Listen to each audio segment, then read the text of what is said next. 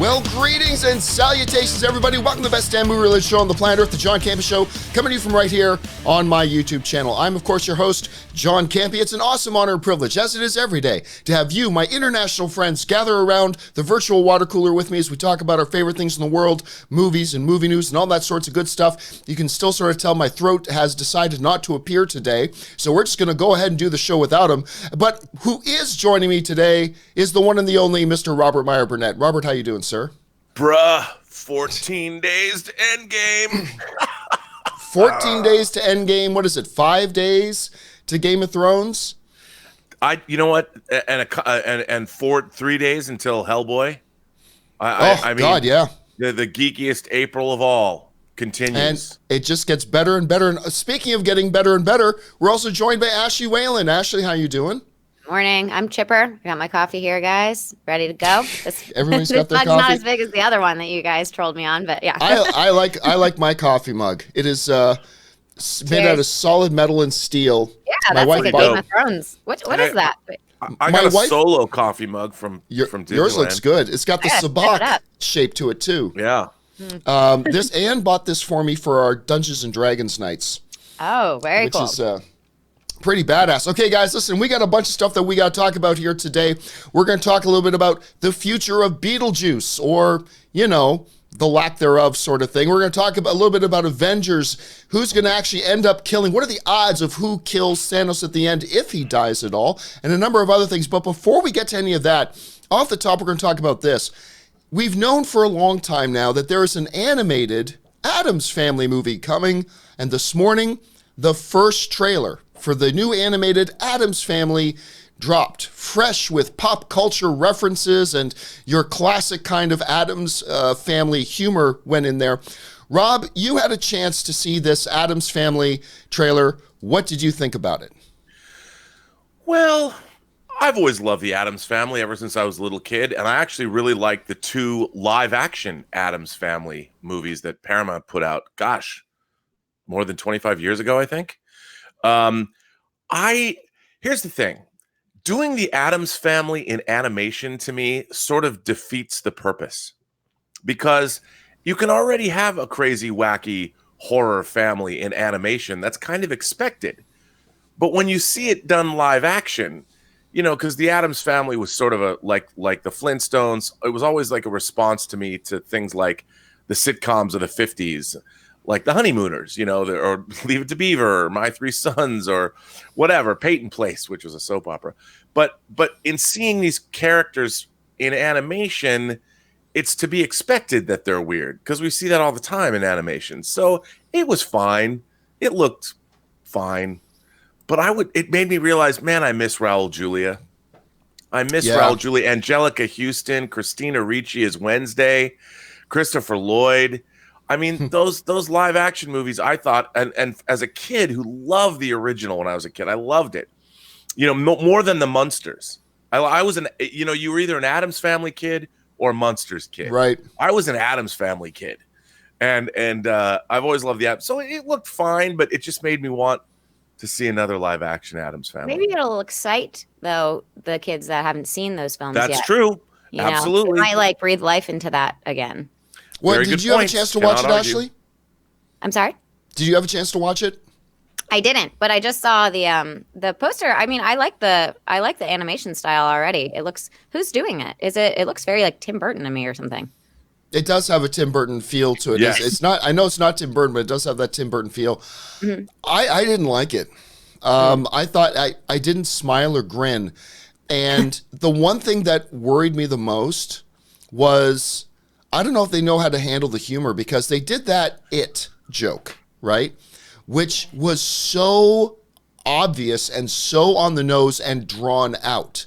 Mm-hmm. Like they draw it out for like 10 seconds. It's like, oh, a red balloon. Oh gosh, red balloon. I wonder what it means. Well, normally there's a murderous clown attack. Like if it wasn't on the nose enough, they had to just keep doing that. And I'm thinking, if that's how they're going to handle their humor throughout the rest of this film, and it may not, the rest of the film may be great, but I didn't see anything in there that made me grin, that made me smile. It's neat to see those characters back, but nothing clicked for me, Rob. I'm with you 100%. I mean, they actually did a joke where Lurch is at the piano playing, and the disembodied hand is there helping him out. I'm like, that's Addams Family 101 humor. That was probably in the pilot of the original series more than 50 years ago. And it just, to me, I'm watching this going, why have you remade? What new spin are you putting on this? I guess none. You know, I don't mind. I don't mind the idea of just bringing it back to introduce a new generation to it. That's fine, but make it funny, make it entertaining. Right. And that was my bottom line problem with it, Rob. Is I mean, I completely see where you're coming from with all those other points you raised. The main thing to me was just that it didn't look entertaining in and of itself. So, right. But hey, we've seen lots of bad trailers to good movies. We've seen lots of great trailers to bad movies. Let's just wait and see how this one starts to evolve, I guess. I agree. Got to wait and see it. All right, guys. With that down out of the way, let's move on now to our main topics today. How do we select our main topics here on the John Campea Show? Well, it's really rather simple. See, you guys determine our main topics by sending in your topics and questions by going to the website www.thejohncampeashow.com/contact. Once you're there, fill out the form and then send it off, and maybe you'll see your topic or question as one of our main topics here on the John Campea Show. With all that out of the way, Ashley, what is our first main topic today? First one up is from Omar94. Hi, guys. Longtime fan from Tallahassee, Florida. John's video about commercials before movies got me thinking. At the AMC here, commercials do appear, but before a film's scheduled, and trailers take 20 to 25 minutes. Then the film starts. However, I saw an early screening for Bumblebee scheduled at 7. Commercials appeared before then, and the film actually started at 7. Why don't theaters start films when scheduled and show commercials and trailers beforehand? Thanks, and have a nice day.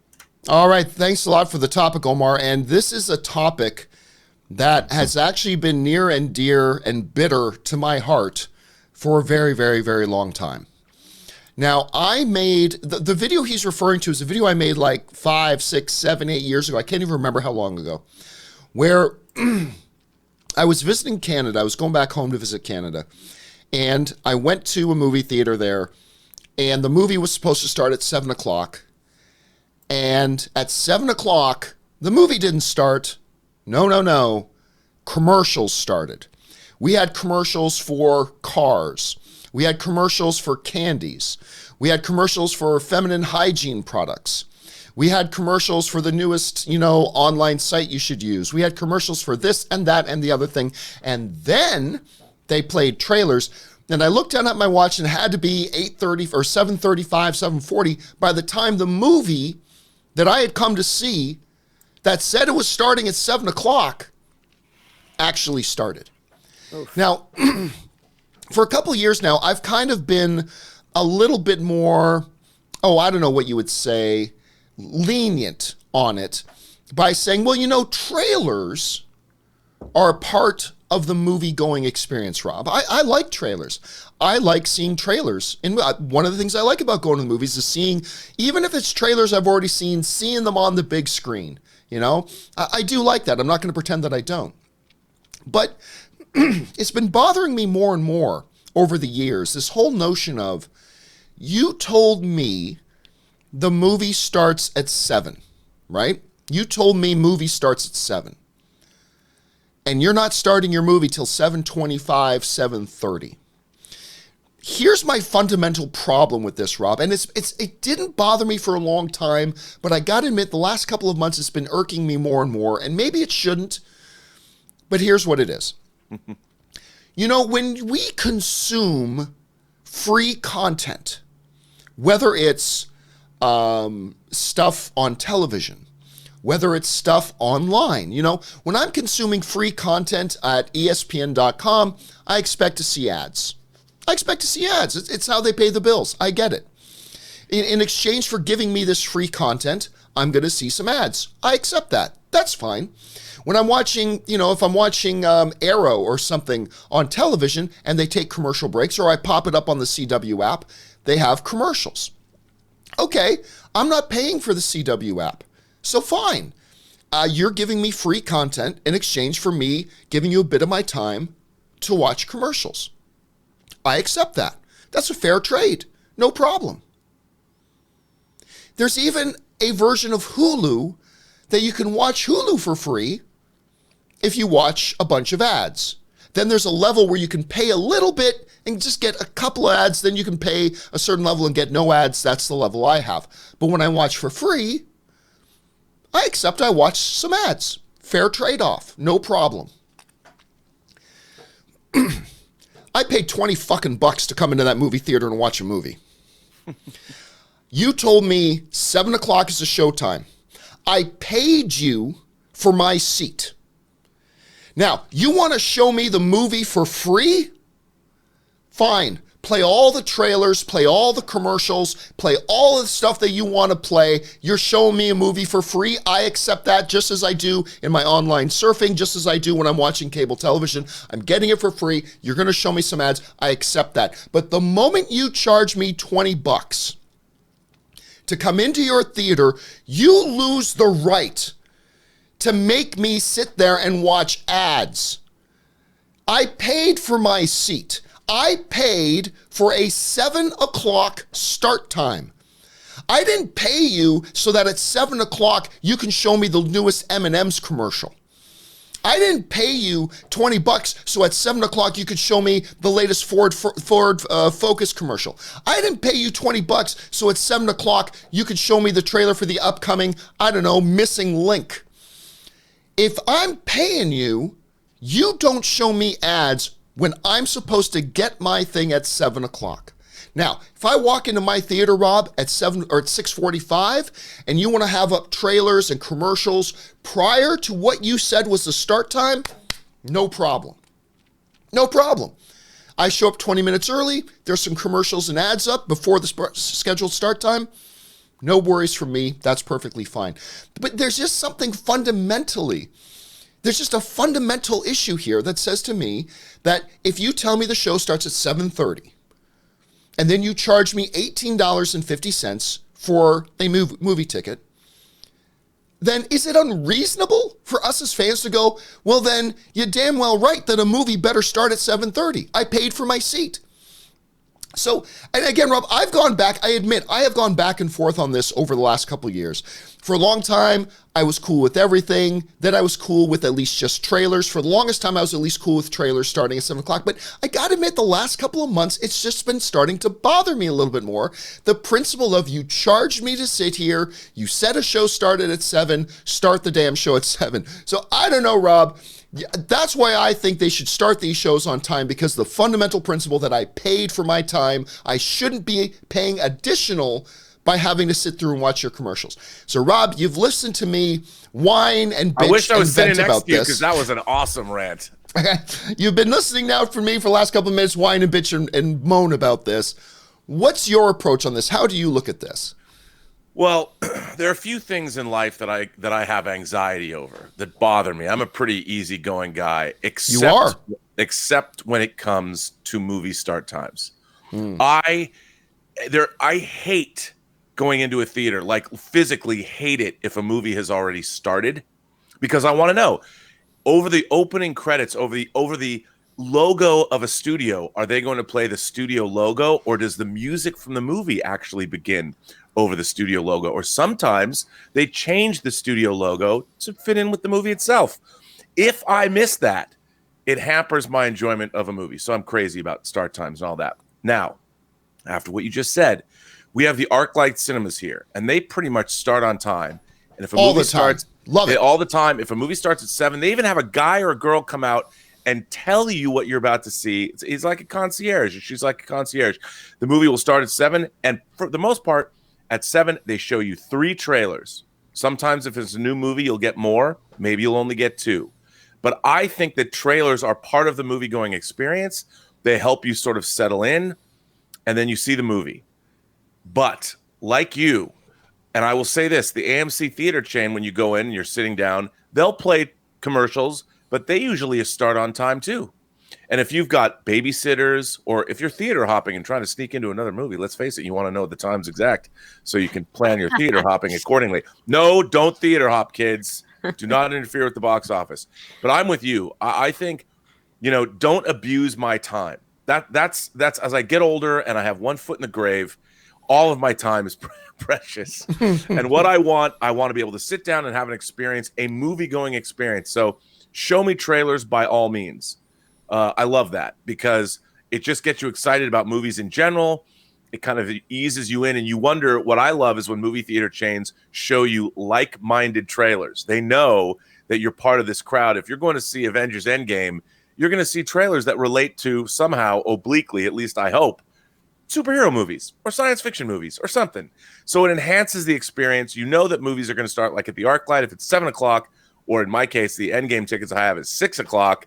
I know it's 6 o'clock, not 6:01, not 6:02, especially if you're at the Cinerama that has the slowest concession lines ever. You need to be sitting down at 7 o'clock in your chair. You will get trailers, 1, 2, or 3. The movie will start, and you will be out when they tell you. Then I can go theater hop.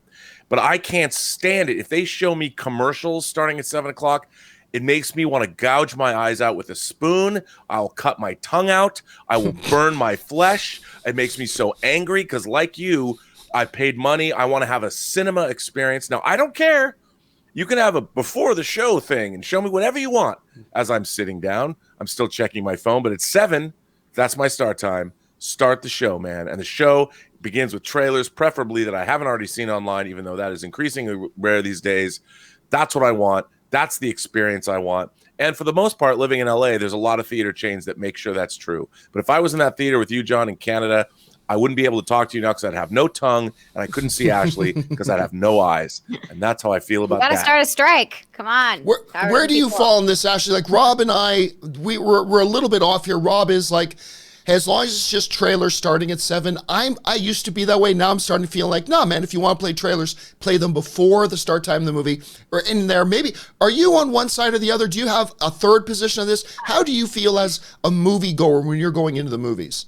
I agree completely about the commercials. I think it's total bullshit if they're playing commercials when you're paying money to see something. That doesn't make any sense. I don't mind seeing. I like what Rob said about how it helps you settle in, because it really does. Sometimes I'm like, I don't want to see 8 trailers. Sometimes I get there early and I'm sitting. But if I'm early, I'm early. But it's fine if it starts and it's like 1 to 3 trailers and then the movie begins. I'm okay with that because it's only going to put you back like maybe 10 minutes. So that's fine. But yeah, commercials, they have no place being there if you're already paying for a ticket. They can do it way before, but definitely not after. They need to look at it more like if it was a play or something. They would never do that. If you're going to a play, the play starts on time. So I don't understand. They're getting away with a lot lately, I feel like. It used to be in the theater industry, it used to be called like the 15. And the 15 was that first 15 minutes of when the show was supposed to start. And they put in trailers and some commercials, whatever. Then the 15 got changed to the 20. So then it was the 20-minute window. Now, traditionally in most theaters, it's the 25. Most movies now start 25 minutes after, whether it's a mix of just all, like in AMC theaters, and I love AMC theaters, but they will play 25 minutes of trailers. Like to the point where almost every time Ann and I go to the movies, like at some point Ann and I will look at each other like, what movie did we come to watch again? Like you almost forget because 25 minutes is just too long. I just think they need to start addressing this and whatever, first world problems, but it's something that's been bugging me a little bit. So anyway, I appreciate the main topic. All right. With that down and out of the way. It's a great rant, dude. Great rant. Yeah, just bothers me. Yeah. Anyway, I like the movie going experience. All right, with that down and out of the way, Ashley, what is our second main topic today?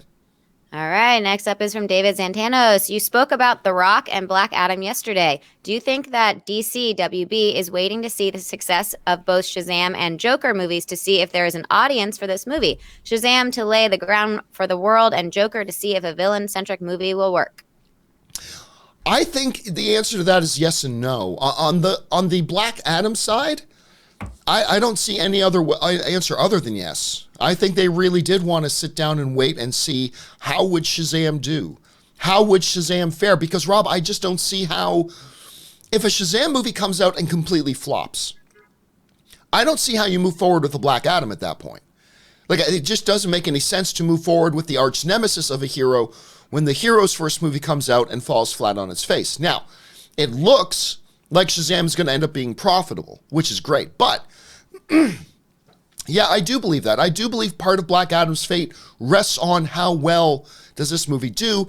Otherwise, they could have already announced a production date and all that kind of stuff. That's something DC would have done before. Under Walter Hamada, they seem to have a little bit more common sense these days. They're taking their time. They're doing it more strategically. That's great. As far as the Joker thing goes, I honestly don't think there's any connection whatsoever between this and Joker.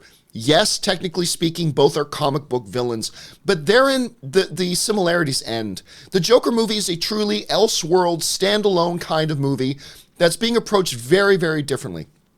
Black Adam is not. And even if you look at the tone of Shazam, that's not the type of tone that you're going to get in something like a Joker. So while I do believe, yes, the fate of Black Adam is somewhat connected to Shazam, maybe significantly connected to Shazam, I really don't see the overwhelming success of Joker telling DC, well, that means Black Adam will work.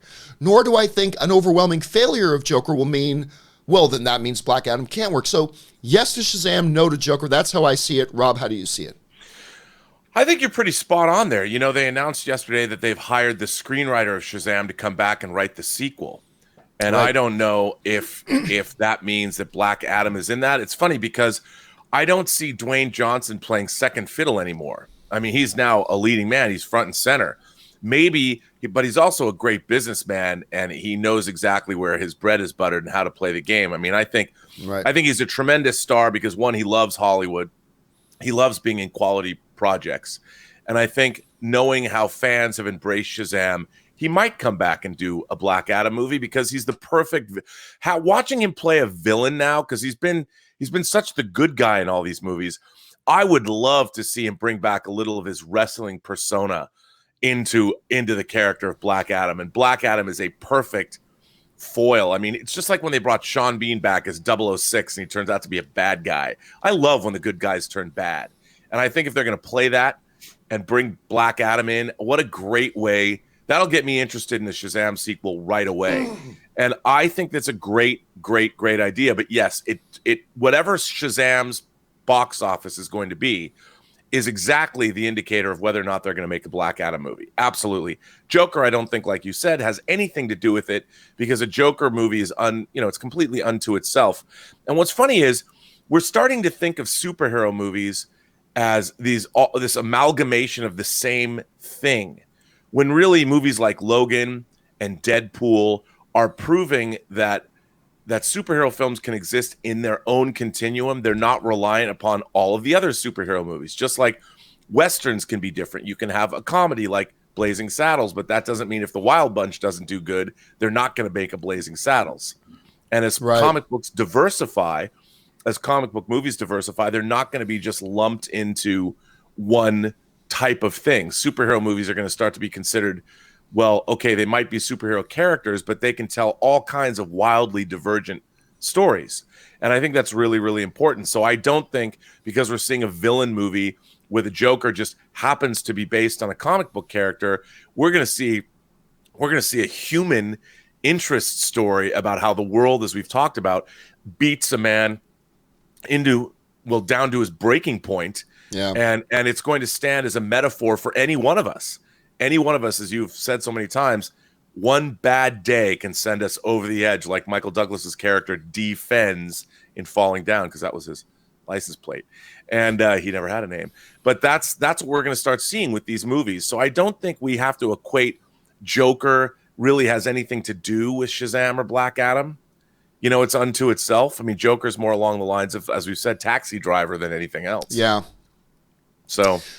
yeah, and what was the one thing, Harvey, you're talking about the good guys going bad. What's that Harvey Dent said? You either live long enough, you live long enough to be what you either die the hero or you live long enough to see yourself become the villain. Yeah. There you go. That kind of the way it works out. Exactly. I mean, what happened to Harvey Dent? Look what happened to him. One bad day, he loses half his face and his lady love and his sanity. And his sanity. All right. With that down, let's move on to our third main topic today. Ashley, what is our third main topic today?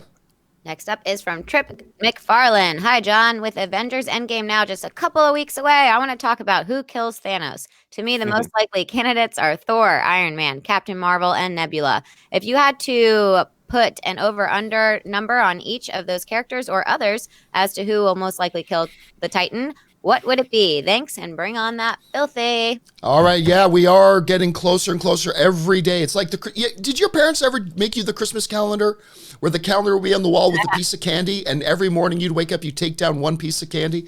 I love that. That's basically what I have in my house right now, counting down to Endgame. We're all Those excited would sell, about it. I feel like. Oh, those would sell huge. Are you kidding me? With little gauntlet candies on it? That'd be fabulous. Okay, so here's what I'm thinking. Last year, I did a video on basically breaking down the odds in Infinity War of which character was going to die.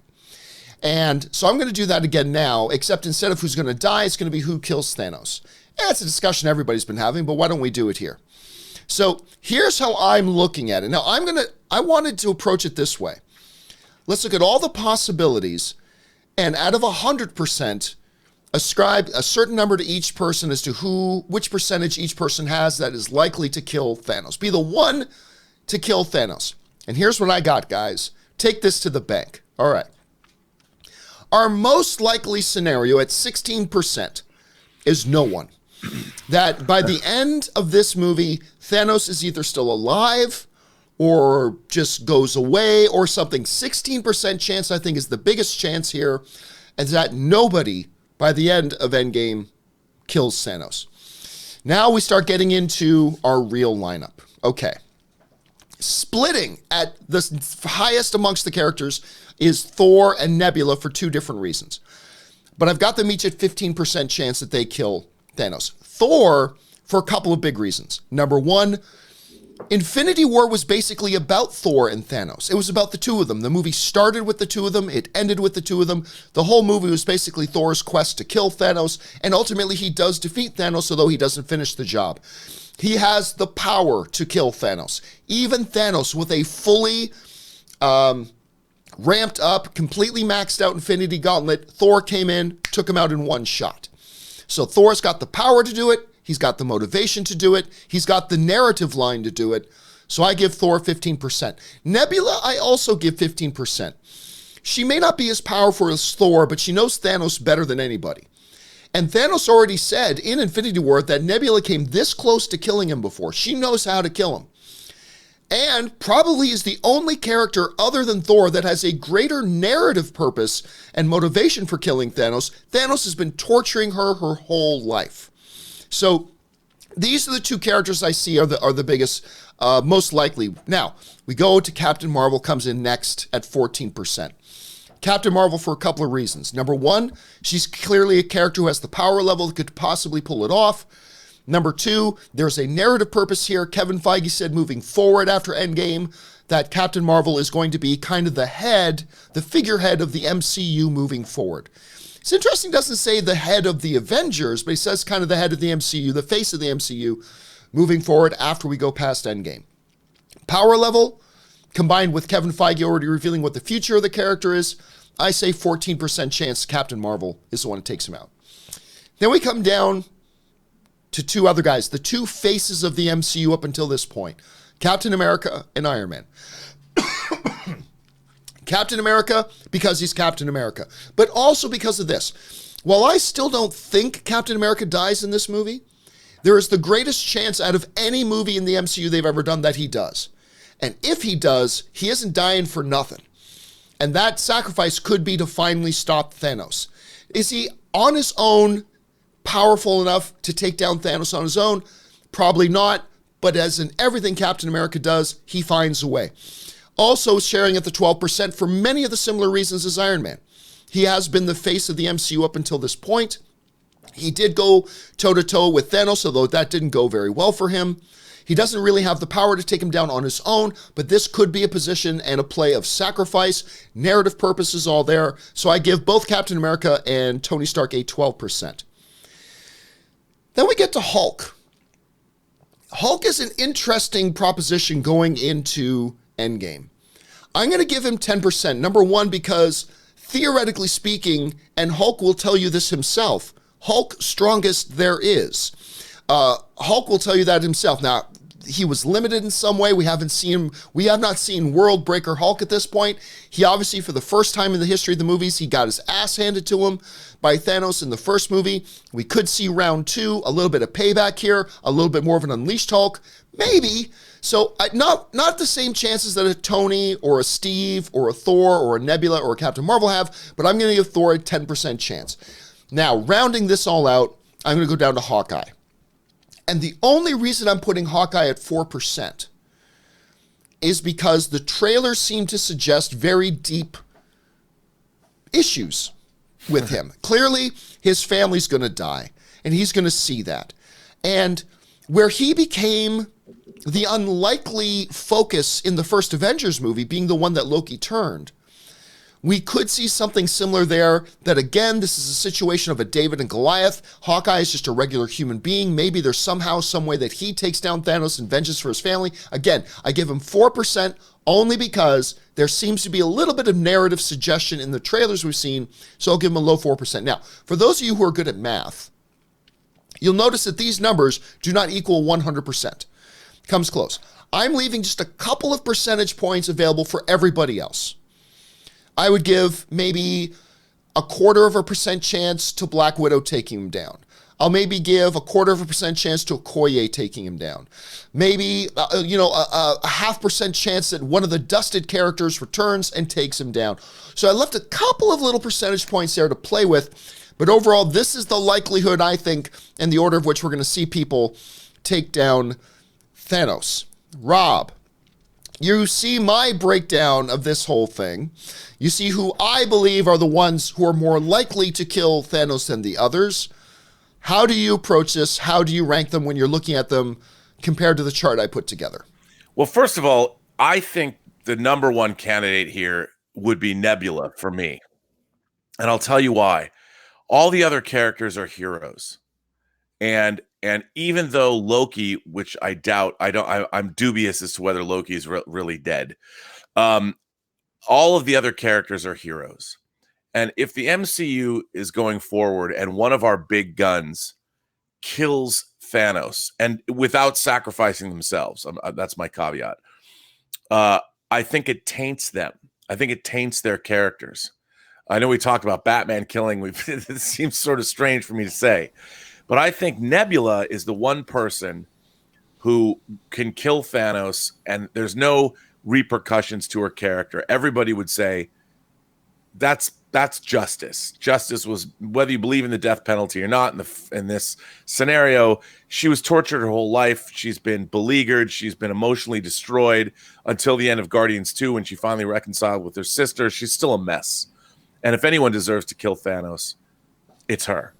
But I also think that it's not Thanos that's really the problem. It's the gauntlet and the Infinity Stones. Yes, it's Thanos' desire to utilize them, but there's a way to stop him from doing what he's doing without killing him as a being. And I don't know, but I would think that the message of these movies, and maybe, I mean, normally I have bloodlust like you can't believe. I love it when people get killed in films. I loved it when Zod's neck got snapped. Bring it on. But in this particular instance, I think there's something going on here that we might not be taking into consideration yet. And I'm not convinced that Thanos is going to die in this movie. I think there's going to be a larger universal point made. I just keep harking back to Star Trek when Kirk wanted to kill the Gorn. He was right there ready to deliver the killing blow, and he was stopped himself at the last minute, and the Metron shows up and says, wow, you showed a quality of mercy. And, it was a Deus Ex Machina, but I just don't think Thanos is going to die. But if he does, I think it's at the hands of Nebula. See, you and I have had this discussion a couple of times. Your notion that one of the heroes can't kill Thanos because that taints them. Do you know unless they die in the process. Do you know what the body count of Steve Rogers' victims are in Avengers or in Captain America: The First Avenger? Do you know how many people he kills? Do you know how many Nazis. people? They had it coming. And Thanos, who killed trillions of beings across the galaxy. Do you know what the body count of Tony Stark is in Iron Man 1 alone? Thor in Infinity War says he's lived 1,500 years and he's killed twice as many. Thor has a body count of thousands and thousands of thousands. In all the Avengers movies, we see the heroes killing the bad guys all the time. But for Thanos, you think there's... Nah, but Thanos deserves a little bit more tenderness. I just don't get it. I think it's a weird... Here's the thing. Thor's a warrior, and he was always in... if you're in a conflict, if you're in a war... I think, and I guess you're right. I mean, it's perhaps my logic is deeply flawed, but because he is wiping out planetary systems, he's going and killing half the population, planet by planet by planet throughout the galaxy. So he pretty much does deserve to die. But they've also painted him as he has a philosophy, and it's there's just something. I think it would be really interesting if clearly if they can restore the universe. Here's the thing. If they can restore the universe and somehow unsnap the snappening, reverse the decimation, should Thanos die? I guess he should, because he's a despot and he's killed millions of people, trillions of people probably. So yes, but I mean, even Darth Vader, who stood by while Alderaan was blown up, billions of people die. He gets redeemed at the end of Return of the Jedi, and people are like, yay. Well, they were like, yay, he killed the Emperor, and he died. I mean, he killed children. Died. He didn't survive. He didn't survive at the end of Return of the Jedi, and then the New Republic welcomed him into the New Republic with open arms without any. He died. He died at the end. I think my thinking is muddled, John. Now that I think about it, now that I look back, but I still think Nebula is the number one choice to kill him. Yeah, and that's where I've got her right now. My number one choice is no one. So no one to me is the highest percentage. And then after that, I agree. I think Nebula and Thor kind of share that top spot.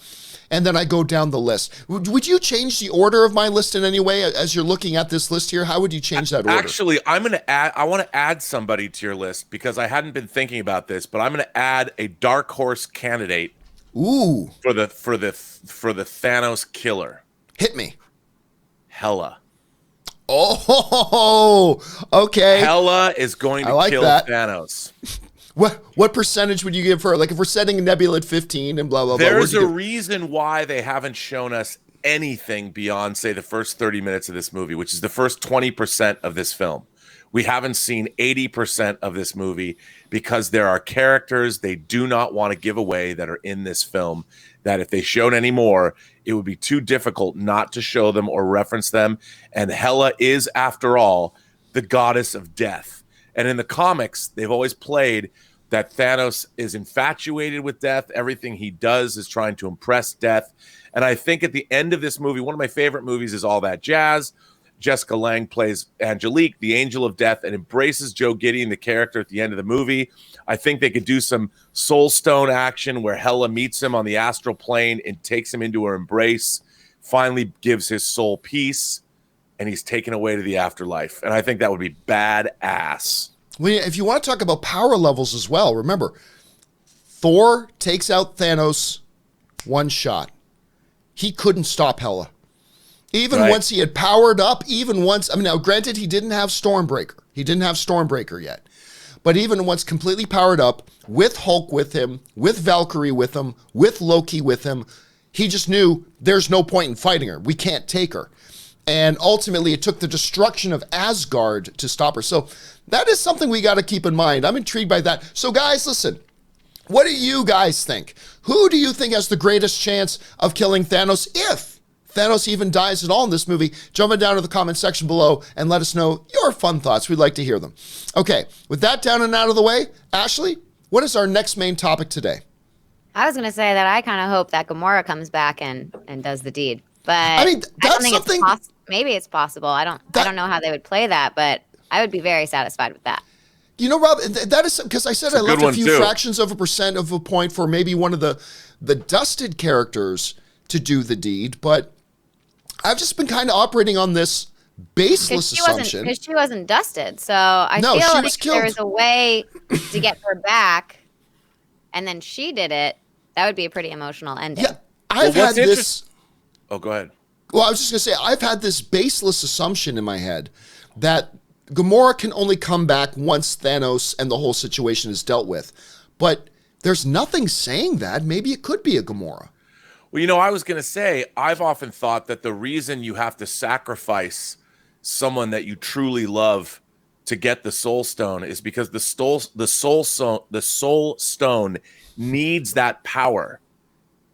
So her soul, Gamora's soul, whatever, she's still in that soul stone, and that's what gives the stone itself its power, because that's why it's so important. You have to, it truly burns brightly and is powered up by the love, the true depths of love that somebody has, and it's that sacrifice that makes the soul stone work, which means Gamora's still in there, causing the whole thing to be powered up. And maybe somehow someone breaks that, and then she comes back, and then, but we'll see. Something like that. But let's remember this too, guys. When Thanos throws Gamora off the cliff, her body doesn't disappear into the soul stone.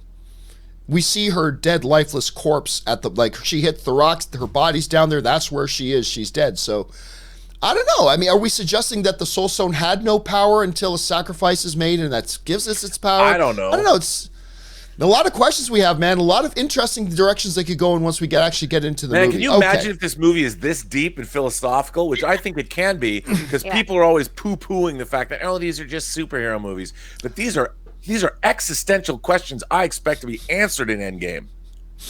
All right, now we got to move on. Let's move on now to the to the fourth main topic today. What's next? Next up is from Greg P. Greeting, movie folks. The weekend is looking kind of interesting with 3 really different movie openings and none of them looking like monster hits. So I was wondering, which of the 3, Little, Hellboy, and Missing Link, do you think will win the weekend and have the best long-term success? Thanks. All right, yeah, we do have 3 very interesting movies opening up, 3 very different movies opening up this weekend. We got Hellboy, we've got Little, and we got Missing Link, 2 of which I've really been looking forward to. And I can't explain why, Rob. I've got no explanation. Despite the fact of the studio that it's from, I've had little to no interest in Missing Link.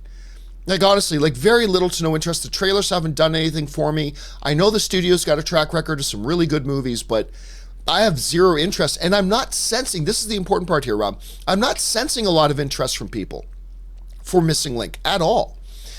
At the same time, I'm not sensing a lot of excitement for Hellboy. Now, that first trailer came out for Hellboy and turned a lot of people off. Remember how confused everybody was? Like, wait a minute. You have Billy Idol playing, or we thought this was going to be a dark, grim kind of Hellboy, and they play Billy Idol, confused a lot of people. Now, the subsequent trailers have been pretty damn good. And I've liked them a lot, and I'm looking forward to seeing this movie, but I'm not sensing a lot of excitement from the average movie-going audience. Little is a film that we've really been looking forward to a whole ton, like a whole bunch. I gotta be careful here. Let me just check something here.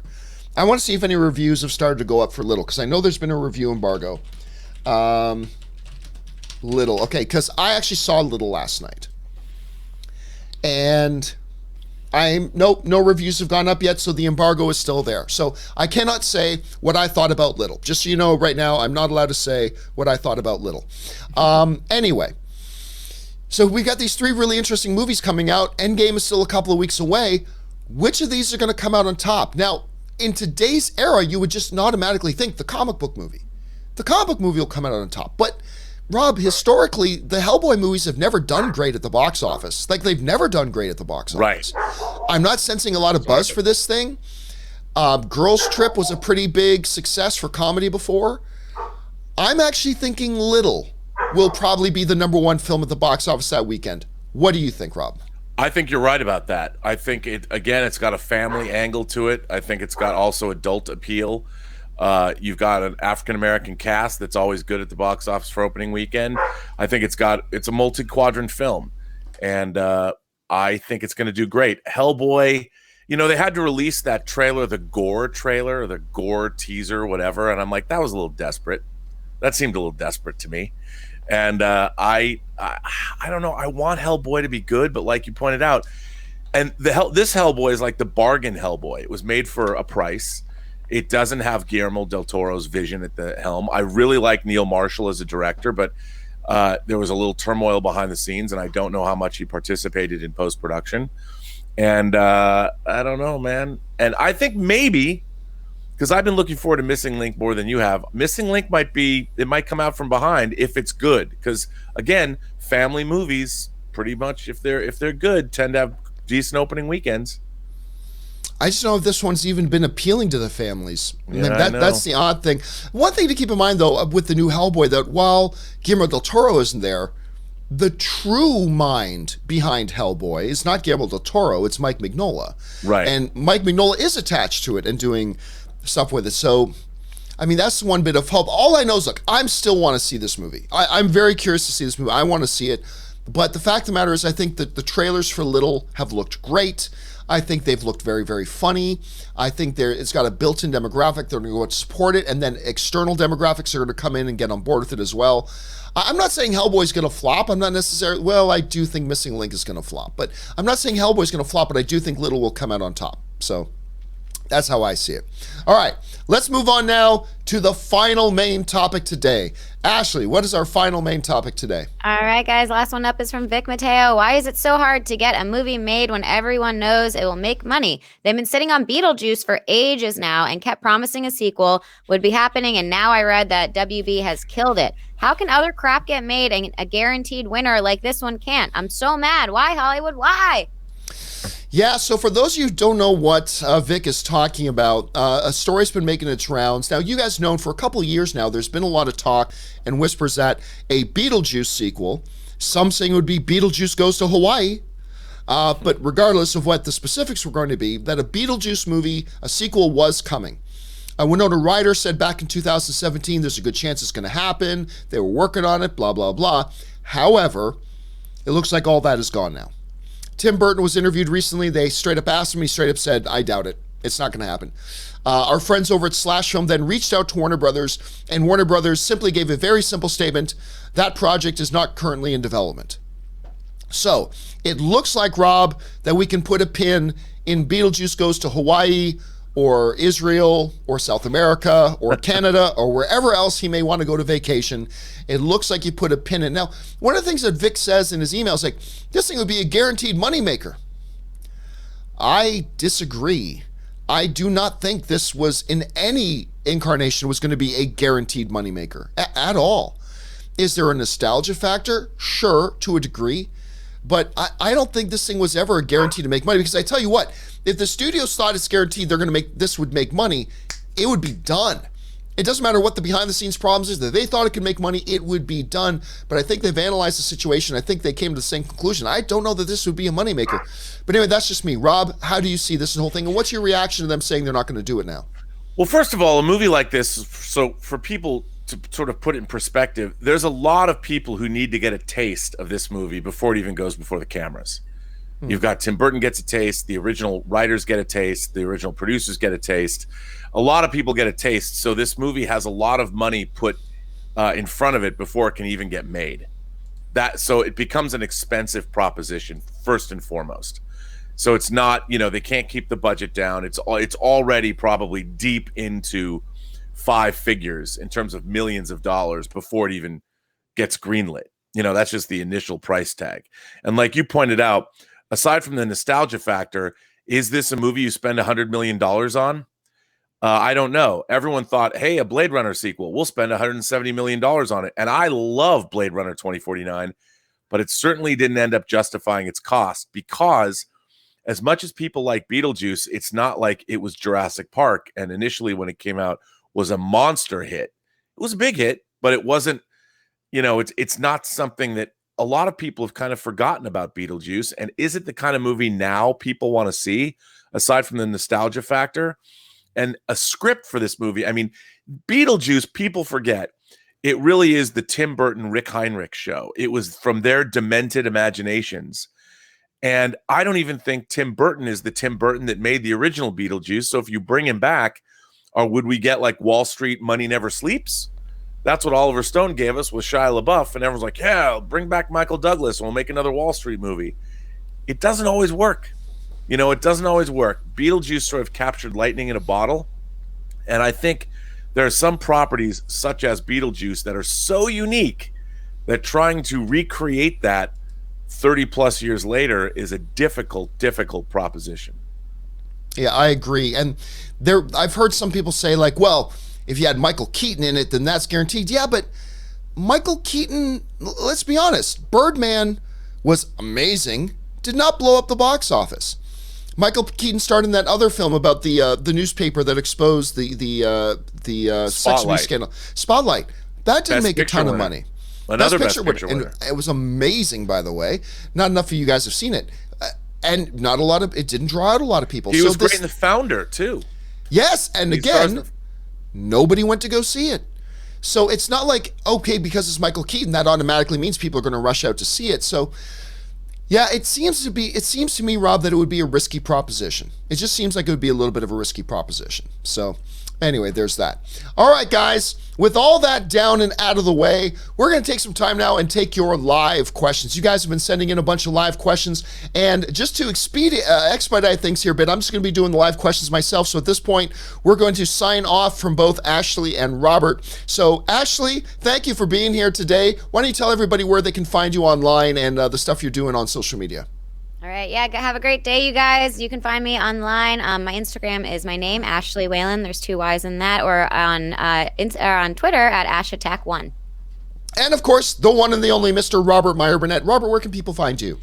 Well, you can find me on Twitter at BurnettRM, find me on Instagram at RMBurnett, or find me on my own YouTube channel, The Burnett Work, and its adjacent website, theburnettwork.net. And you can find me at Endgame all weekend long, the weekend of the 26th of this month. And watching Game of Thrones this weekend. And of course, guys, make sure you follow them as well. So thanks a lot for being here, guys. All right. We are now going to move on to the live questions in the show. You guys have been sending in some live questions. I'm going to let you guys know, too, the companion video. We did the companion video yesterday. Actually, I should say fact checker Jonathan and Robert Meyer Burnett did the companion video. They went to upload it last night, but there was a technical problem on YouTube side taking the upload. So it's been uploaded now. We're going to put that companion video live once we're done the show today. So just so you know, that companion video was supposed to go up yesterday. It's going up today. Don't worry about it. It's all taken care of. All those leftover questions from yesterday's show and the previous shows, all in that companion video that Rob addresses for you guys. And that's going to be going up here in just a few minutes here. Okay, with that down, let's move on to your live questions. You guys have been sending in live questions, and now it's time for us to get to them and start addressing them. And we're going to start off this live part by going to Abel Contreras, who writes, babysitters are making a killing for Endgame. Yep. Endgame is going to be like the greatest boost to the babysitter economy that maybe we've ever had. As parents of young kids and old kids are going to be rushing out to the theaters to go check out Endgame and shelling out enormous amounts of money for babysitters. You're right, Abel. I'm almost tempted to go into the babysitting business. I guess I can take my headphones off now. I'm almost tempted to go into the babysitting business myself because I think it's going to be a really lucrative business for the next few months. All right. Terrell Wise writes, if Thor can summon Bifrost, why take the Guardian ship? Good question. Because we do know that with Stormbreaker, Thor can summon the Bifrost. I mean, I don't know the rules of a Bifrost being summoned by Stormbreaker. I mean, maybe it's a situation where, because we know Thor came to Wakanda with Rocket and with Groot. So he can take at least 2 passengers. Maybe there's a limit to how many people he can transport at once. That's a great question, though. If he can just summon the Bifrost, why not just summon the Bifrost and go to that planet? Very good question. We're just going to have to wait to see what the answers are when we see Endgame. Vrinder Singh writes, who would have thought that during the month of April, the sanity of the entire human race would be in the hands of 4 people? Benioff and Weiss and the Russo brothers. Yeah, talking about Game of Thrones, talking about Endgame. Shazam opened up and is marvelous. Not enough people went to go see it, but Shazam's marvelous. We got Hellboy. I mean, there's so much good stuff. And then, by the way, Benioff and Weiss, the sanity of pop culture goes back in their hands again because they're doing new Star Wars films. So we got to keep our eyes on that. It is a great, great time. It is a great time right now, and the anticipation builds towards Endgame. And you're right, I'm just seeing this fevered pitch. I mean, it's so much so. Wrap your head around this. This is how much anticipation there is for Endgame. A lot of people are forgetting that Game of Thrones is coming out. Who would have ever thought that was possible? A lot of people's like, oh yeah, Game of Thrones opens this week. If it wasn't for Endgame coming out, everybody would have been counting down the seconds to Game of Thrones. But even Game of Thrones itself is becoming a little bit overshadowed by Endgame. That's how big of a deal this thing is, Rinder. All right. The new Ulysses Smith III writes, as far as monthly movie, you probably meant monthly. As far as monthly movie memberships, even though I have it, I have to say that Cinemark sucks. When will they get with the program and have an A-list type of deal? Love Cinemark, but it's the weakest of the memberships. Dude, I would be careful about that because their membership is a very good value. Like, this is what I feel like. Cinemark has given a gift to movie-going fans with their movie membership. It's a good deal. If you have a Cinemark near you and you have the Cinemark membership, the Cinemark Movie Club membership, you are saving money every month and you are getting a good deal. To complain about it is like somebody gave you a birthday present of a diamond ring and then complaining, why didn't you put 2 diamonds in it? You know what I'm saying? It's like, Cinemark sucks. Dude, they've given you a gift. And there are other movie chains that don't even have movie membership options. Cinemark's, and by the way, Cinemark's Movie Club was around before A-List kicked off. Now, do I think the A-List program is better than the Cinemark program? Yeah, I do. But Cinemark is if you are an avid moviegoer and you go to 2 or 3 movies a month, Cinemark's Movie Club is really, really good. So I wouldn't go spitting on them, New Ulysses. I think they've done a really nice thing. I don't think any of the theater chains have to have these movie memberships. I think they offer them as gifts to those who are loyal people, to people who go to a lot of movies, and it's a good deal. And remember too, AMC is a much bigger chain, so they can probably lower their prices a little bit on certain things and maybe offer a few more benefits. I think Cinemark has a really good movie deal that keeps them in business, because what's the point in creating a movie membership if the movie membership's going to put you out of business, right? So yeah, I would just be grateful to Cinemark for having a movie membership club if the closest theater to me was a Cinemark. And I think we should be more grateful to them for that instead of criticizing them. Because hell, Regal doesn't even have one yet. I'm sure it's coming this year, but they don't even have one yet. So Cinemark, good on you. I think you did a really good job with your movie club, and I'm sure you're making it the best value that you can while still staying in business. So I think it's pretty good. I would take a look at it again, New Ulysses. Really look at all the benefits you get from them.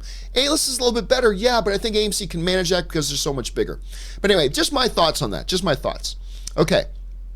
Let's see. KW Garrett 83 writes, damn it, I was excited for Beetlejuice Goes Hawaiian. Man, I don't know. I remember when kind of word of that first came out. People were split. Like, it seemed like some people were excited by the idea of a new Beetlejuice. But at the same time, Beetlejuice fans were like, but Goes Hawaiian sounds like a dumb idea. So I think people were kind of split. So I wasn't excited for it personally, so I'm okay with it not happening. New Ulysses follows up with, Fast and Furious is my second or third favorite movie franchise besides Avengers, but I wonder what they could possibly do in 9 or 10.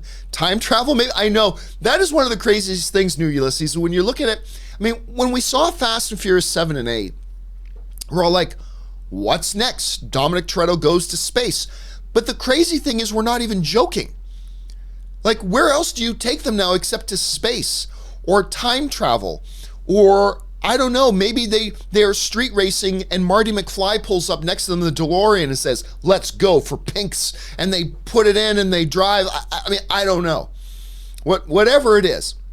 But if they are seem to be building this crescendo of more and more ridiculous, and where else is there to go other than outer space or time travel or riding their cars on dinosaurs or something like that, we'll see what they're going to do with 9 and 10. All right, Abel Contreras writes, over under 50% that Alita Battle Angel gets a sequel. You know, traditionally, when a movie loses money, you would automatically take under 50, probably under 20. But Alita held in there long enough that it didn't lose a lot of money. And quite frankly, it's a pretty good movie. I like Alita Battle Angel. I'm going to give it over 50%. I do think they're going to do a sequel, especially now that it's in the hands of Disney. I think Disney will see the potential there that, you know, a lot of people liked it. And I mean, not everybody went out to see it, but a lot of people did enjoy it. The people who went to go see Alita Battle Angel tend to enjoy it. So I'm going to take the over 50% that Disney will do one. All right. Jason Morgan writes, Hugh Jackman is one Oscar away from the EGOT. Really? He's got an Emmy? I assumed he had a Tony. I didn't know he had a Grammy. So you're saying he's got an Emmy, a Grammy, and, well, everybody knows he's got a Tony. I didn't realize he had the Emmy and Grammy. For those of you who don't know, EGOT is Emmy, Grammy, Oscar, Tony. There's only a small handful of people in the world who have ever got the EGOT. One an Emmy, one a Grammy, one an Oscar, one a Tony. And I don't even know off the top of my head of any actors that have it. Usually it's musical people. It's musicians that usually do it, because there's music in TV, stage, music industry, and movies, right? But I didn't know he was just and you know what? Hugh Jackman's going to have an Oscar. At some point in his career, he'll have an Oscar. So yeah, I think he's going to be an EGOT member. I never even realized he was that close to it already, Jason. New Ulysses writes, over under 60% Lady Death is in Endgame. I'm going to take under. I think there's a good solid chance, but a good solid chance to me with like Hela showing up is probably 20%, which is a legit chance. Yeah, I think 60 is way too high, so I'll go way under 60. Ulysses also follows up with, I'm predicting now, you hear it from me first, Captain America will say Avengers Assemble using the gauntlet, and all the Avengers appear to fight Thanos together at the end of Endgame's final fight. That would be epic. That would be epic. My one concern with that is, I don't think Captain America can wield the Infinity Gauntlet. Like, remember what Moss says to Thanos at the beginning of Infinity War. No other being has ever had the might, nay the nobility, to wield not one, but two Infinity Stones. Even Peter Quill, who was half celestial, even Star-Lord, pardon me, even Star-Lord could only hold an Infinity Stone for so long. Thanos could wield 2 and 3 and 4 and 5s. I don't know that Captain America can wield a gauntlet. I just don't know.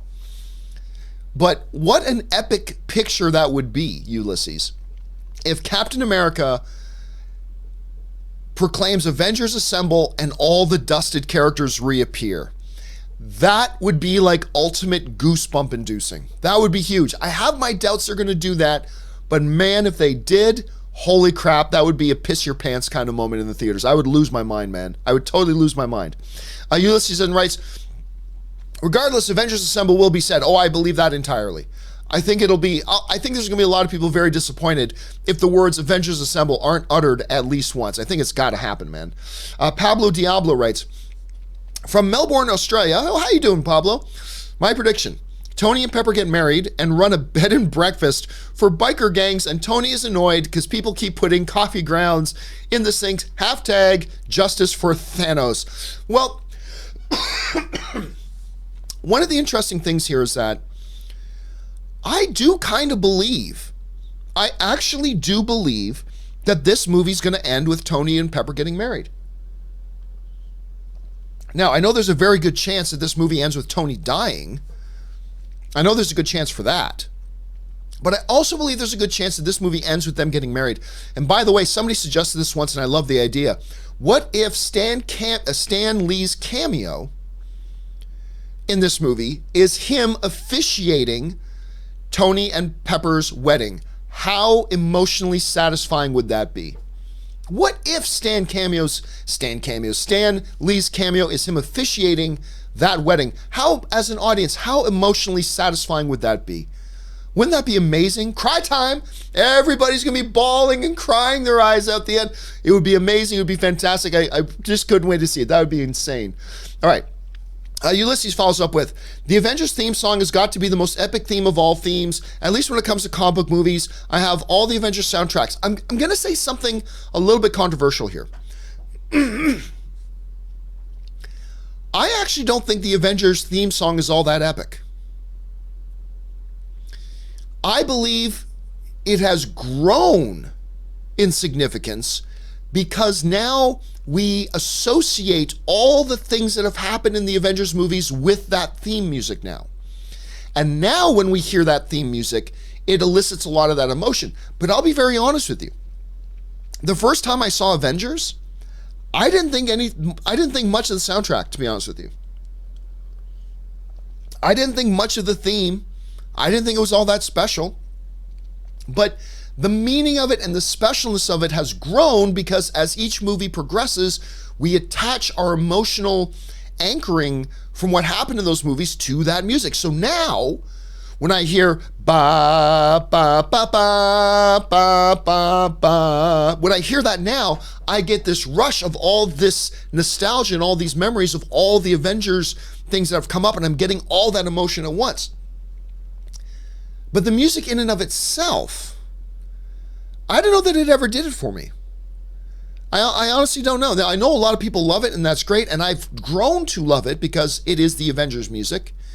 But yeah, I was never into it all that much right off the bat. Like, not like I'm into Hans Zimmer's Superman music. Like the first time I heard Superman's theme in Man of Steel, bum bum bum bum, I loved it. I fell in love with it all on its own. With the Avengers music, it's taken me to see the movies to get attached to it. So anyway, that's just my thought on that. Austin Harris writes, I just wanted to say you are the best at what you do. Thank you so much, Austin. It's not because I always agree with you. I didn't love Shazam, but your passion and effort are something I really respect. Keep killing it, man. Oh, thank you so much, Austin. I really appreciate that. And again, pardon me for coughing, guys. I apologize. I know that's annoying. It's not about it agreeing. It's about having different points of view, right? It's about hearing a point of view that you share, maybe from a different perspective, and it's about hearing points of view that you don't share, but maybe then you get to understand it a little bit, even though you still maybe firmly disagree. That's the fun of it. Like, me and Rob talk about movies all the time. I'll tell you our most fun conversations. Our most fun conversations are when we disagree. That's when we have a lot of fun. I mean, it's still fun just to talk about movies even when we agree, but when we don't agree is when we have our most fun. So I'm glad that you're here, Austin. Thanks for sharing that, man. I really appreciate the kind words. You can tell my voice is going. And thanks for sharing that, man. I appreciate it. All right. McDavid deserves better. Yes, he does. Writes, over under 34.5%. Toronto beats Boston in round one. I'm going to take the over on that. See, last year, I called it. I said, Toronto's not getting by Boston. This year, I think they will. So anyway, I'm going to take the over on that. Jordan Solis writes, for each of you, The Marvelous Mrs. Maisel or Pen 15? Well, unfortunately, the other folks aren't here because we needed to get through a bunch of the questions here because we only have limited time today. I don't know what Pen 15 is. And I absolutely adore The Marvelous Mrs. Maisel. So I'm going to take The Marvelous Mrs. Maisel. But again, I don't know what Pen 15 is. Let's see. Cameron Peterson writes, no theater around me has assigned seating except for Alamo. Oh, that's too bad. That sucks, man. Dark Ages. Bitch, you better believe I'm getting prime seats to Endgame. I'm not leaving that chance. Absolutely. Look, you guys have heard me rant about this or not. There is simply no excuse for movie theaters today still living in the Dark Ages. Still living in the Dark Ages and not having pre-assigned seating in their theaters. No excuse for it. And yeah, hell yes. If my closest theaters had no assigned seating, sorry, but when Endgame comes out, I'm not coming to your theaters. I'm going to go to a theater where I know where my seat's going to be. Where I know I don't have to get in line 3 hours before the movie starts just to make sure I get a decent seat. No way, no how, Cameron. You made a wise choice, my friend. You made a wise choice. All right. Grant Bilson writes, love the show, John. Thank you so much, Grant. Do you ever have any sort of meet and greet in LA? Would love to meet you someday. Also, is the companion video coming soon? Yeah, the companion video did get done yesterday. We just had a problem uploading it. We checked it this morning and it froze on its upload for some reason. So it's being re-uploaded again today. So yes, that video's coming today. It's already done. It's just got to be uploaded and posted later after the show is done. I never really have, but I've been thinking about it. Like, I just don't know if there's a lot of people in LA who would want to come out. Like, what I would hate to would be so embarrassing was say, hey guys, I'm going to do a meet and greet in Burbank, California. Come on out and meet me. And then I'm sitting there and like 2 people show up. And one of them's Anne. then I'll be like, oh, sad John. Just how embarrassing would that be? So I just don't know if there's enough people who watch the show in LA who would be interested in coming out to something like that. But I might do something like that. Well, let's keep our eye, we'll think about it. Thanks for asking, Grant. I appreciate it. All right, Dan Ketchum writes, what's up with Lucifer taking forever to come out? I mean, hey, look, a lot of shows film a year in advance. It's not taking forever to come out. I mean, they only started shooting it a while ago. So, I mean, I just, look, I'm anxious. Believe me, Dan, I am more anxious than anybody for Lucifer to come out. I am. But I don't think we're in any kind of weird time frame right now. I think we're still in acceptable limits right now. So let's be a little patient. But damn, I am excited to see it, dude. All right. Deadpool Chinese writes, no question, but John, you need to take care of yourself, you think? Wouldn't mind you taking more time to rest. Upcoming Endgame review could be bad for your health. Yeah, that Endgame, oh my God, the Endgame review and the Endgame spoiler discussion, I got to be 100% for that. I've got to be 100% ready to go for those, because those are going to be long videos. Those are going to be some deep discussions that we're going to be having on Endgame when it comes out. But I'm anticipating I will be 100%. I will be 100%. Don't you worry by the time that Endgame comes out. So I appreciate that, Deadpool. All right. Let's see. Murray Reich writes. There he is. Not that much news on that Men in Black movie. No new trailer since December. Thoughts? Well, we're kind of in the zone right now. Hold a second. Men in Black International release date. Yeah, it comes out in June, which is still 2 months away. It's a little over 2 months away still. There's a whole bunch of marketing going on for Endgame. That's where all the attention is right now. I would kind of propose two things. Number one, we're in a period of time when there shouldn't be any news about this movie. There should be no news. So that's a good thing. No news right now is good news. As far as new trailers go, dropping a new trailer right now would be a mistake, because everybody is just talking about Endgame. Now, I'm not saying wait until after Endgame comes out to drop a new trailer, but they just put out their big trailer. They just put the tickets on sale. Everybody's buzzing about that. Dropping a Men in Black trailer right now, I think it would just get completely washed and swept under the rug. I think everybody would miss it. So they're fine. Everyone knows the movie's coming. The movie's not coming out till mid-June. They've already put out the first trailer and a couple of TV spots. They're fine. They're totally fine. Right now, good strategy is to wait a little bit and then go hard on the marketing after Endgame. So that's what I think they're going to do. Let's wait and see how they approach it. Kyle Starr writes, what's your first weekend Endgame domestic box office prediction? We got to get a little bit closer. We got to get a bit closer. I'm going to call 270 right now. I think it will set the record for opening weekend box office. I don't think it'll hit 300. Both Rob and I agree, oddly enough. Rob and I both agree we don't think it'll hit 800 or 300 million because of the length of the movie. It's going to prevent enough screenings from happening to get to 300 million. But yeah, I think 270 right now. But again, that's not my official prediction. I got to get a little bit closer to the movie, and then I'll be able to have some thoughts on that. Kyle or Murray Reich follows up with, which of these films do you think will win the May box office? Detective Pikachu or Aladdin? I think Aladdin. I'll be honest with you guys. You guys know I've been excited for Pikachu. The trailers have looked really good. I've been excited about it. All I'm saying is that they showed us a full scene at CinemaCon, and I didn't like it. And I've been losing my mind over these trailers. I think the trailers have been great, but then they showed us this big full scene, this 5-minute scene, and it didn't feel good. So I'm a little bit pessimistic. But yeah, I'm going to go Aladdin. I think Aladdin makes more money in May. Right now, let's see how it turns out. I don't think it's going to be by a big margin. I think it's going to be close either way, but I think Aladdin's going to make more money. Harris writes, I wanted to ask Mr. Burnett about the Sonic the Hedgehog footage, what he saw at CinemaCon. What did you think about Sonic's look and the overall footage? Again, yeah, I didn't see it. Unfortunately, Rob's not here right now, but I'm sure we'll bring that up and talk about it in future episodes. Keep your eyes open for that, Harris. All right, KW Garrett 83 writes, Idea for trolling people. Photoshop guy in Mickey Mouse suit giving you a giant novelty check like lottery winners get. For all those reviews Disney bought. Yeah, that would be, I actually should put something like that together. That would be kind of funny. Chris Hamilton writes, so Disney/Pixar is number one, but who is number two? Illumination or DreamWorks or the other? I don't know. Illumination's been on a good roll. Like, my first reaction is just to say DreamWorks, period. But Illumination's been, I like their, notwithstanding Despicable Me 3, which was not all that good. But I really like Secret Life of Pets. I think Secret Life of Pets 2 looks really good.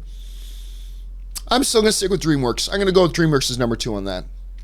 Okay, Ben Hayusa writes, companion video for last night's missed questions. Again, that's coming. It's already done. It's completed. It's just being uploaded. Again, a little bit of a technical problem on YouTube's end from uploading it last night, but don't worry, it's coming up today. Cameron Peterson writes, over under 11%, Hawkeye shows up in Black Widow movie. Oh, I'll take over the 11%. See, a lot of people think it's an ironclad guarantee that Hawkeye will be in a Black Widow movie, and I don't think it is. But I think his chances of being in it are way higher than 11. I'm thinking more like the 40% range, like really significant. So I'm going to take the over on 11%. Zach Bartran writes, bringing up the SEPTA logo in Shazam again. It's not the real logo. It's like it came from a weird alternate universe. My friend keeps thinking, what if this is their way of unveiling a new one? I'll be honest with you. I don't know what a SEPTA logo is. I don't know what that is. Let me just see. Yeah,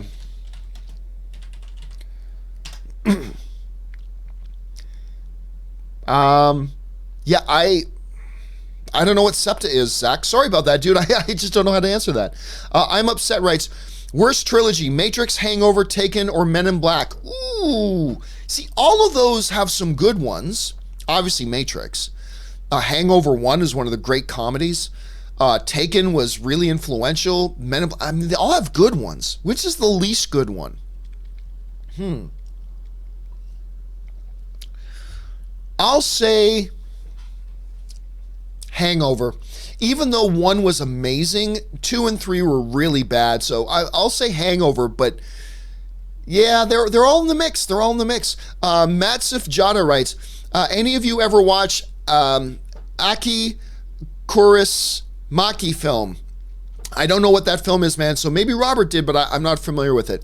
Willow Yang writes, if you could wish one into existence, Ben Affleck's Batman movie or Man of Steel 2, it would be Ben Affleck's Batman movie. Why? Because it would be Ben Affleck writing it, directing it, and starring in it. And that has a lot more influence than just Henry Cavill appearing in the movie. I love Henry Cavill's Superman. He's my all-time favorite Superman. But if I get Ben Affleck's Batman, that means I'm getting him as the writer and the director of that film.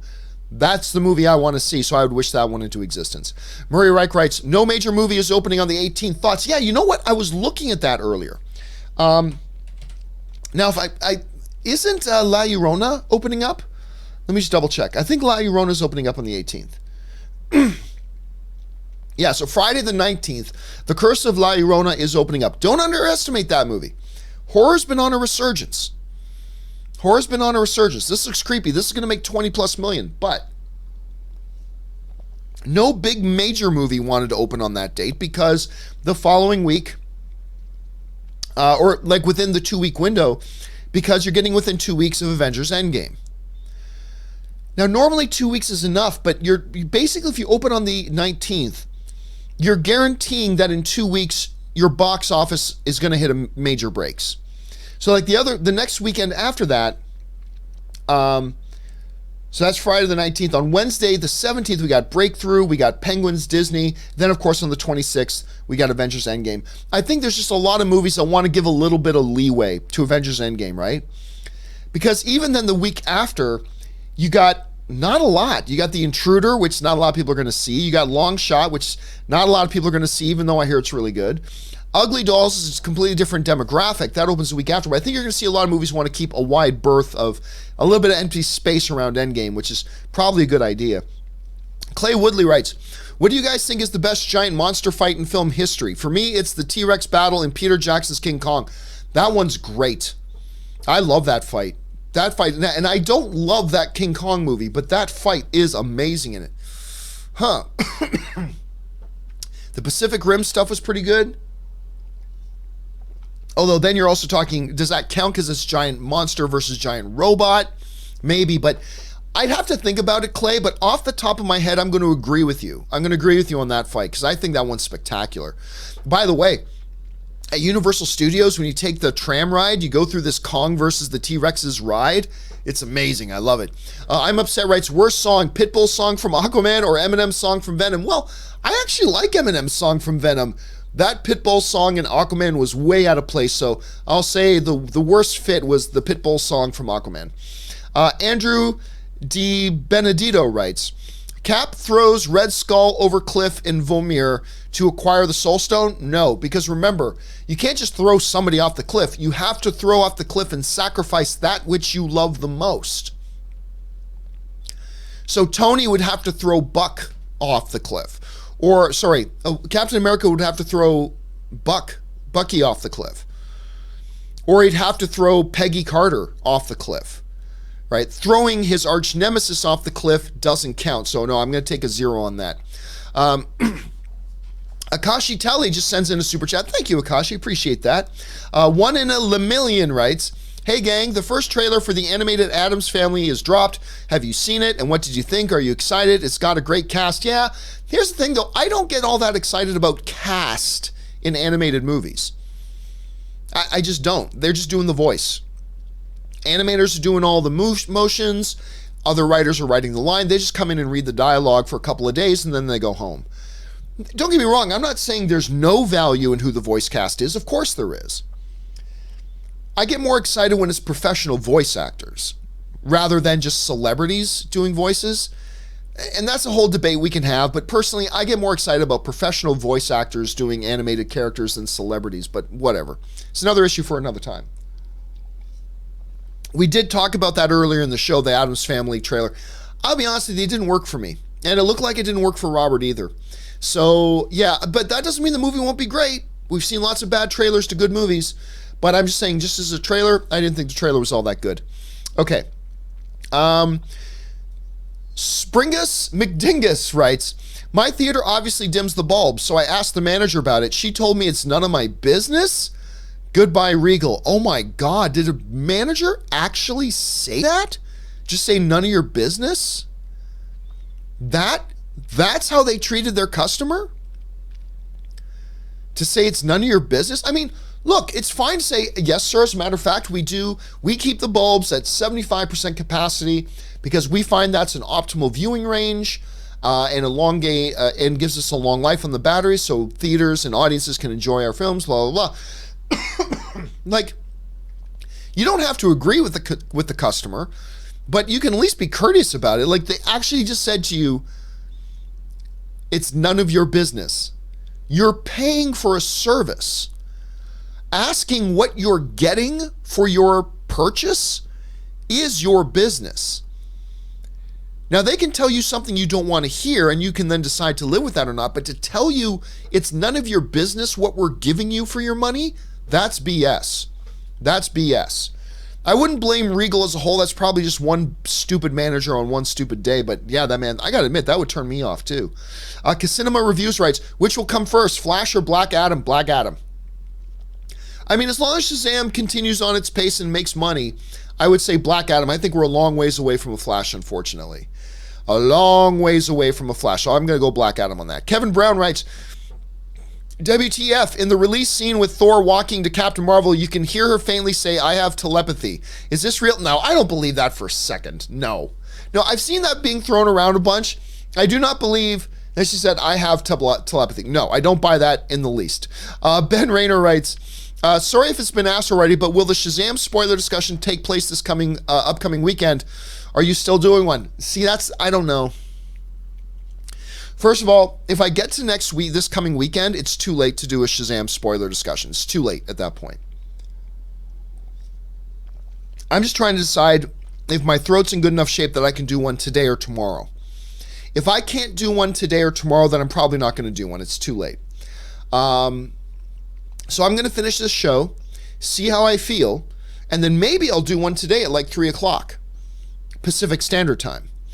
And if not, then maybe I'll see if I'm up to it tomorrow. Maybe I'll plan one for tomorrow. But if I can't get one done either today or tomorrow, it's probably not going to happen because I don't like doing those things when too much time has passed. And just unfortunately, my voice hasn't been in the shape to do another video. So we'll see, Ben. We'll see. I'll let you guys know as soon as I figure that out. Schnip writes, my wife showed me a movie I'd never seen before, West Side Story. Oh, nice, the original. In return, I showed her one that she's never seen before, Back to the Future. Nice. Very different films, but a great night of movies nonetheless. Dude, that is one of the best nights of viewing because you got a couple of very diverse, different kinds of films. And one of the other big reasons why the West Side Story one is good is because Steven Spielberg right now is working on a remake of West Side Story. So for you to take advantage now and get the original under your belt, that's actually pretty beneficial. I mean, that's pretty great. So now you've got the original under your belt. You're ready for the Steven Spielberg one. Hey, don't get me wrong. I love good sit-in movie nights when it's a couple of similar movies. But when you can diversify them a bit, go a West Side Story and then a Back to the Future, that's a great night, man. Good on you and good on your wife, dude. Jay Meister25 writes, Shazam was so much fun. DC is back, baby. Dude, I've seen it 3 times now. I cannot believe how much I love this movie. Not top 5 movie of the year or anything like that, but I was just so thoroughly entertained by this movie. It's just so enjoyable. I was grinning ear to ear almost the entire thing, notwithstanding the first 10 or 15 minutes, which are a little bit weak. But after that, just grinning like an idiot. The entire way through that movie, grinning like an idiot. I just loved it. I'm glad you did too, Jay Meister. Sir Ivan Bennett writes, Aw, Man from U.N.C.L.E. and Atomic Blonde back to back, nice. MFU, Man from U.N.C.L.E. was amazing, totally underrated. Atomic Blonde was cool, but maybe not as cool as Man from U.N.C.L.E. Yeah, let me rephrase. I love Man from U.N.C.L.E. With Henry Cavill, Armie Hammer, great fun movie. It did not make any money. I really hope they decide to try doing a sequel anyway, because I want to see another one of those. I thought that movie was fantastic. Atomic Blonde got mixed reviews. I enjoyed it. I liked Atomic Blonde. I didn't love it, but some of the action was amazing. Like from a more erotic kind of point of view, there's some really hot love scenes in it, but it's a very visceral movie. And like the action is crazy good. And Charlize Theron on it is fantastic. Yeah. The story was a little bit convoluted, I admit. And that's why I say I like that movie. I had a good time with it. But yeah, Man from U.N.C.L.E. dude is freaking fantastic. Julius Goodwin writes, do you have a pick for greatest actor of all time? Some people say it's Marlon Brando, but I'm not sure myself. Oh yeah, it's easy. To me, it's easy. It's Daniel Day-Lewis. To me, there's no questions asked. It's a simple question. Daniel Day-Lewis is the best there is, best there was, best there ever will be. There never has been an actor of his talent level. There never will be an actor of his talent level. That dude was sick. And he's now retired. But that dude was so ridiculously good, it just made you almost angry how good he is. Like, to me, I mean, it's a subjective question for sure, but if you're asking me that question, there's no debate. There's not even a remote faint discussion to be had. It's Daniel Day-Lewis, period, end of sentence, no more further discussion required. He's just the greatest there's ever been. The dude was incredible. Let's see. Dan M. writes, saw Shazam, enjoyed it more than I thought I would. Spoiler alert, dude, look, all due respect, saying spoiler alert and then dropping a spoiler, that doesn't make it okay. That doesn't make it okay. So, yeah, dude, guys, you gotta think. You gotta think. That's really frustrating, guys. Hold a second here. Let me see. Yeah,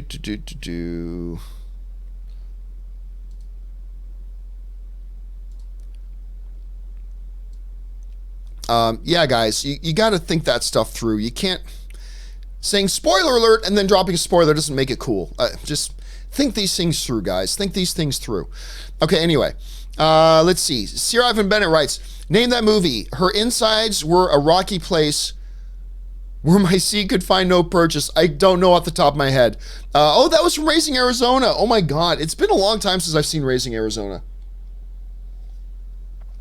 That's a good one. It's been a long time since I've seen that. That is a great movie. Thanks for sharing that. Okay, let's see here. Where are we at? Sebastian Trulio just sends in a super chat. Thank you, Sebastian. All right. Donnie Yasu writes, saw Captain Marvel again last night, and the Budapest tease gets me every time. What happened with S.H.I.E.L.D. in Budapest? I hope the Black Widow movie shows us. Saw Captain... I don't remember what the Budapest tease is. And S.H.I.E.L.D., I don't give a shit about S.H.I.E.L.D. Everybody knows that. I hope the Black Widow movie shows us.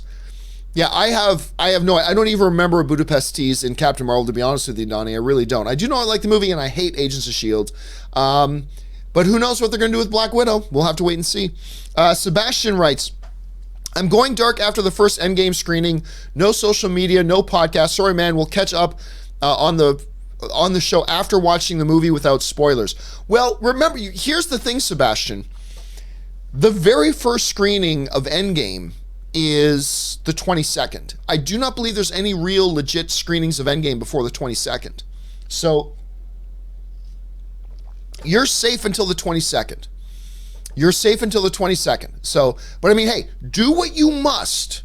Do what you must. But you should be safe until the 22nd. Donnie Yasu writes, thoughts on Del Toro's upcoming scary stories to tell in the dark? Did you ever read any of the books? No, I never did read the books. I don't, here's the thing with Del Toro. Del Toro, I tend, let me just bring up something here. Scary, oops. The thing about Del Toro is I tend not to get all that excited about Del Toro projects. Now, this one's a little bit different because there are trailers out and everything, but I tend not to get all that excited about Guillermo del Toro projects because I feel like for every one Del Toro project that actually gets to the screen, 5 other announced projects never actually happen. Now, that's true of a lot of filmmakers, but I find it happens with Del Toro more than almost anybody else. So, I don't know. I mean, it looks like it could be interesting. There's kind of an anthology feel to it. Never read the book, so I don't know the underlying mythology of it. But hey, it's Del Toro, so I'm as interested in that as I would be about anything. Darth Impact writes, fact, women's hair grows slower than men's, so with Black Widow's growth, I'm guessing at least a year's time jump after first encounter with Thanos. Interesting notion. Maybe. Like, again, a lot of us have been saying that we think that the hairstyle change on Black Widow in the Endgame trailers does suggest that there's going to be some kind of a time jump. How long that time jump is, whether it's 3 months, whether it's a year, whether it's 5 years. I mean, we just don't know at that point, but we're going to find out soon enough. But yeah, I think a lot of the secrets do lie within the hair. I think there's a lot of secrets to be revealed in the hair. All right, Brendan M. writes, regarding Shazam box office, I don't know about other areas, but the large AMC by me had very few showings opening weekend and only 6 all day on Saturday and Sunday. But that's kind of normal for a new movie opening, is it not? I mean, is it not? I mean, again, I don't know how large that AMC is or how many screens you had there, but depending on the size of the theater, that sounds like, yeah. I mean, maybe a little shallow, but again, unless I know the specifics about which theater it is and how big that theater is, how many screens it has and all that kind of stuff. I mean, maybe it was only on one screen. Maybe they only have 7 screens and Shazam could only play on one screen. And really, it all depends. But that's interesting to know that that was your situation there, Brennan. Darth Impact writes, your buddy John Wynn agrees with me. John, let me say. Your buddy John Wynn agrees with me. John, say the FF was stuck in the negative zone when they came out 10 years has passed.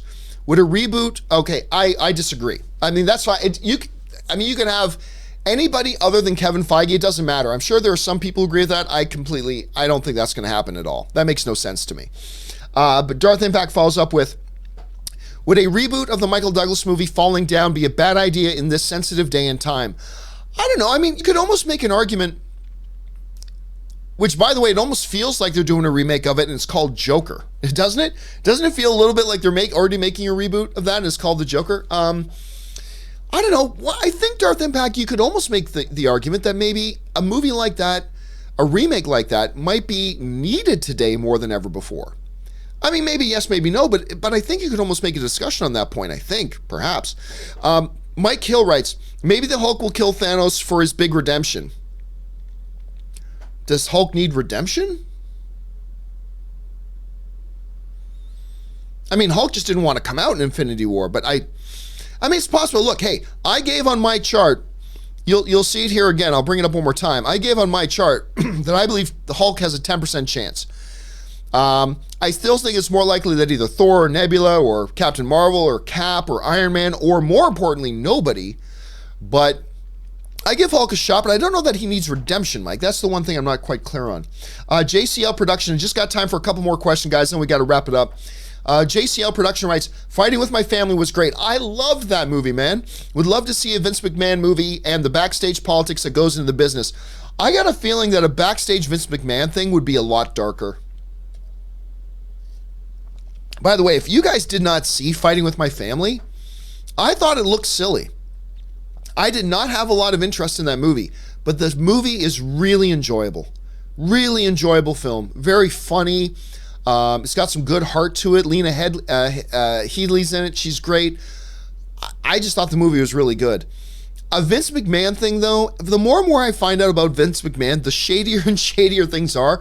I don't think you're looking at a fun, enjoyable film if you did one about Vince, so I'm not quite sure. Herc08 writes, John, here's $5 to get some Thermaflu and throat spray. Hope you get better soon. Thank you so much, Herc. Got to prepare for the epic Endgame spoiler discussion. It's coming. I cannot wait, guys. I cannot wait. It sounds silly. I am almost looking as forward to our Endgame spoiler discussion as I am looking forward to Endgame. Like, I'm as excited to talk about Endgame once we've all seen it as I am of just watching Endgame. Is that silly? Maybe, but that's how I feel about it. Okay, let's see. McKinney Woodson writes, Shazam is not a flop. Hello, John. Yeah, I don't think it's a flop. I think it did pretty well. It exceeded expectations. It exceeded expectations, yet I still think it underperformed a little bit, but it's not flopping, not by any means. The movie cost under $100 million to make. It already made over $150 million worldwide, that is, by the end of its first weekend. So it's well on its way to being profitable. It'll be profitable. It just doesn't look like it's going to be a huge hit. McKinley Woodson writes, seriously, John, thank you for all you do and providing an awesome discussion for the film fan community. Robert and Ashley are fantastic. Well, thank you, McKinley. I appreciate that, man. And yeah, Rob and Ashley are fantastic. I love having them along for the ride as well. They've been a great addition, and I love having them. And thanks so much, man. I really appreciate when somebody just wants to take a moment to say something nice. Thank you, man. I appreciate that. Like, comment, subscribe writes, speaking on takes of X-Men coming over, I know John hates it. Rob loves it. What's Ashley's take on it? Ashley doesn't know much about X-Men or the comic book universe, so she probably wouldn't have had an opinion on that one way or the other. And we're going to end things off with with Cody Miller. Of course, one of my co-hosts on mine, Cody's, and Robert's podcast, Best Movie, Worst Movie, who was just visiting here over the weekend. Cody writes, John, I owe you for my pizza and hot wings. Diving in the pool now. Cheers, everybody. So for those of you who don't know, although I mention him a lot, Cody is, of course, he is an American Olympian.